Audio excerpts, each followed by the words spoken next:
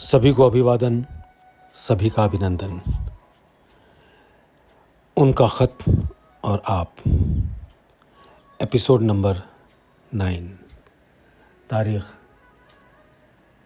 22 मार्च साल 1953, 22 मार्च 1953। पंडित जी प्रणाम। मैंने आपको मेहनत करने के लिए लिखा है।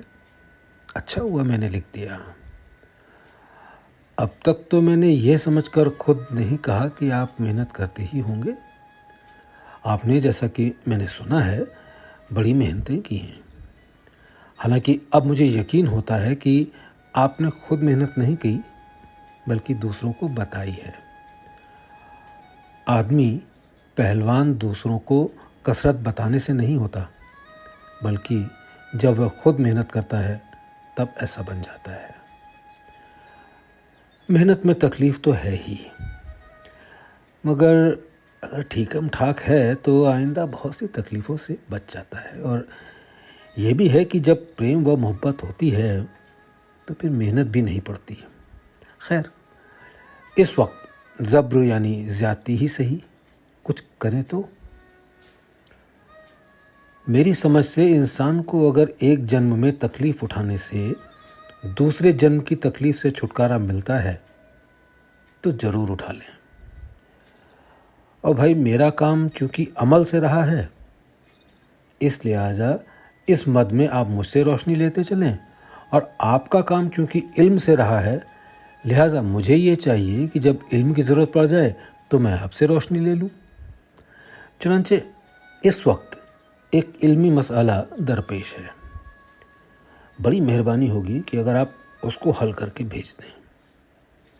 और भाई, ये तो आप जानते ही हैं कि मैं पढ़ा लिखा सिर्फ इस कदर हूँ कि आलिमों के यानी पढ़े लिखों के सामने मैं सिर्फ यही कह सकता हूँ कि भाई, मैं दस्तखत करना जानता हूँ। दरियाफ्त तलब मसला ये है कि मेरे यहाँ या किसी के यहाँ बंदर बहुत आते हैं। उनको कितनी धौंस दी जाए, कितना डांटा जाए, वो नुकसान करने से बाज नहीं रहते। कहीं तो कपड़े फाड़ डालते हैं, कहीं कोई कपड़ा उठा ले जाते हैं। आप कहेंगे इसकी एहतियात रखनी चाहिए। भाई, इस हद तक एहतियात करना बड़ा मुश्किल है, इसलिए कि धोती बाहर सुखाने डाली जाएगी और बाकी कपड़े भी। अब इसको रखाने के लिए अगर एक आदमी बैठता है तो जो उस आदमी के पास काम है, इस काम के लिए दूसरा आदमी होना चाहिए, जो मामूली हैसियत वाले इंतज़ाम नहीं कर सकते।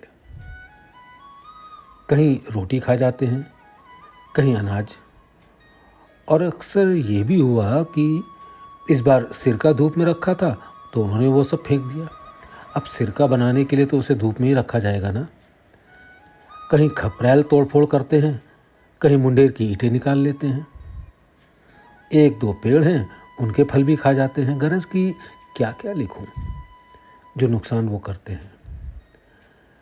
आप फरमाइए कि इसका क्या इलाज है। अगर घर छोड़ दिया जाए तो जहाँ रहेंगे वहाँ बंदर पहुँचेंगे। अब इन बंदरों से पीछा कैसे छूटे और नुकसान से कैसे बचें? क्या तुलसीदास की रामायण रखकर बैठा जाए और उसको पढ़ा जाए?